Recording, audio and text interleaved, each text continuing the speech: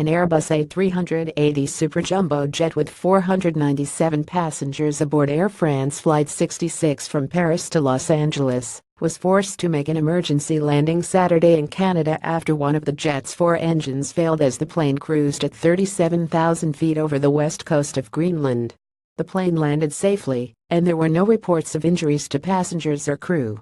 The aircraft, an Airbus A380 with registration number FHPJE, lost the entire front of engine 4 right side, farthest from fuselage including the fan and casing. There are no obvious signs of a fire. The plane's engines were manufactured by Engine Alliance, a joint venture between General Electric Company New York Stock Exchange GE and Pratt & Whitney, a division of United Technologies Corporation New York Stock Exchange UTC. An hour after the plane landed, Engine Alliance tweeted that it was aware of and looking into reports of an issue involving Air France Flight AF66 from Charles de Gaulle to Los Angeles International that was diverted to Goose Bay. The airplane landed at Goose Bay, Newfoundland, at 11:42 a.m. Eastern Time Saturday. A passenger on the flight posted the following in-flight photos of the damage on Twitter.